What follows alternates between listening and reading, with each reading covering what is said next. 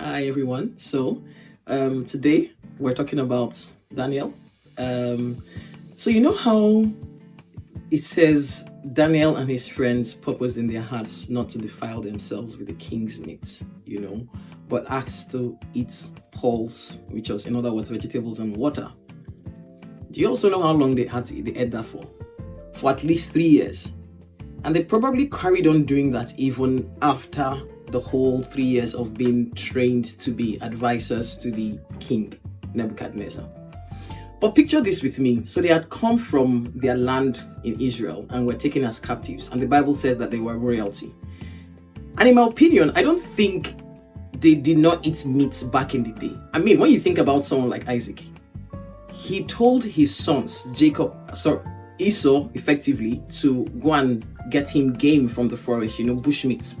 Fresh, no additives added, eating food, growing up, living as God designed originally, not in cages. Forest meat, bushmeat. Before he blessed him and prayed for him. So the problem was not with meat. Then again, when you think about the priests, when people came to sacrifice different burnt offerings, peace offerings, wave offerings, you would read the Bible saying things like, oh, the portion of the right thigh belongs to the priest and they should eat it. So there was no problem with eating meat as in meat of itself. So I think it had to do, which you probably agree with, had to do with the idolatry of the Babylonian system at that point. So they didn't want to do any of that. But think about this with me. These people had a palate for meat. They have tasted correct steak. Well done. It wouldn't have been rare or medium rare. Forget that. Well done steak. Whether it's ox meat or cow meat or goat meat or sheep meat, mutant, as they wanted it, so they ate, because they were royalty, so they had access to everything. But coming into Babylon and then knowing that these meats were being sacrificed to idols and the different gods that they served in the land, you're like, oh, we're not going to have that because that's against our law. But I want you to picture this with me. You've been treated as royalty to the finest of meats. And Babylon, being very likely a world power at that point, would have had the best cattle, organic, however you wanted it, which cuts, whatever, the fats, anything you wanted, it would have been like the best of the best. Because remember, they were being trained to serve the king, so they had to have some, royal experience. They already had a palate for meat, they had a taste for meat already, but they decided that for this next 3 years at least that we read of their training, they were not going to touch the king's meat at all. They were going to eat vegetables.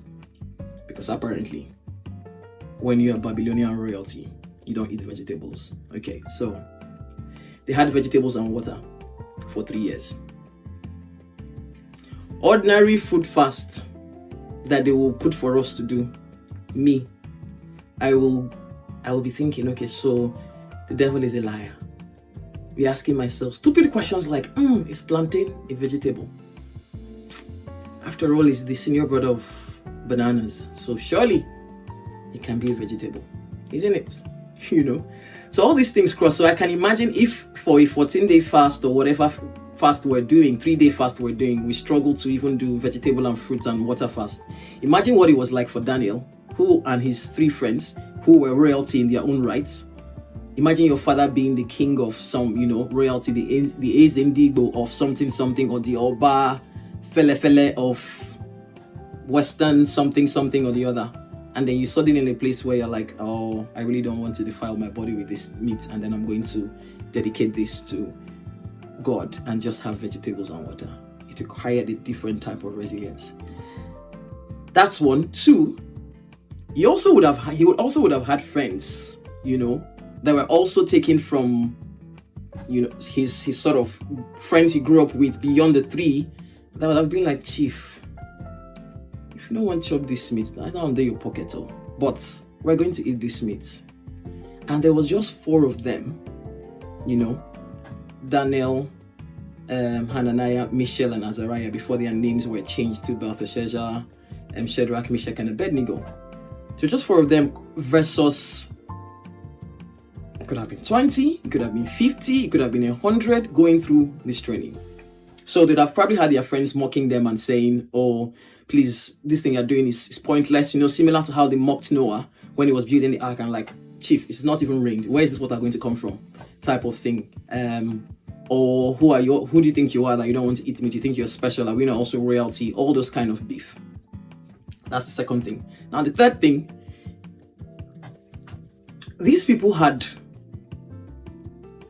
privilege, freedom, a certain level of freedom at least, where they were coming from. And now they were being forced to learn things that they've never learned before. I want you to think with me for a moment. Imagine you're eating only vegetables and water for 3 years of study. And if you think about it, most university degrees these days are 3 years. So maybe that's where it came from. And you're learning something like calculus, differential equations. You're having to learn Latin. The Bible says they were learning the language of the Chaldeans and the ways you're learning something new. Your brain is being tasked more than before. You are burning energy because you're having to learn something new that you didn't learn. I don't know if you've sat exams before, you're reading for exams, and you had breakfast, you had a good breakfast, and you are studying and you're working, and before you know what's happening, you're like, wait, didn't I just eat this morning? And then you realize you're doing a lot of mental work, which takes a lot of energy. Okay, so not only did they have to stifle that taste for meat, which they would have been exposed to, the best of the best, because they were royalty. Their friends were the other Hebrew children that were part of their training crew would probably also be mocking them. They were learning things that were outside what they would have learned normally or decided to learn. It's like they had no choice anyway, so they had to be learning it because they were effectively a higher level of slaves and captives. So they had sort of these three things. And my theory, forgive me if you're a vegetarian Nigerian, I would like to meet you. I haven't met in person any vegetarian Nigerian because we do like our meats. Whether it's turkey, chicken, fish, cow, goat, it's gonna be hard to have vegetables and water for 3 years. The Lord is gonna have to help his daughter and I guess you, his sons.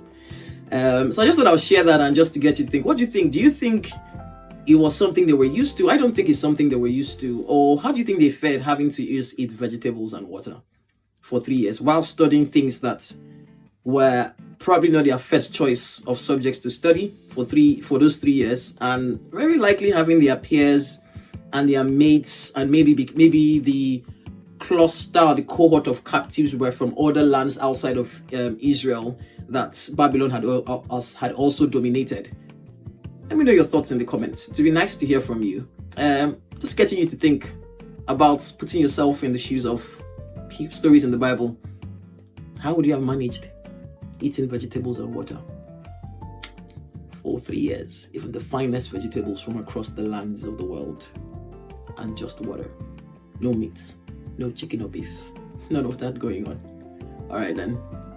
Talk to you later. Bye.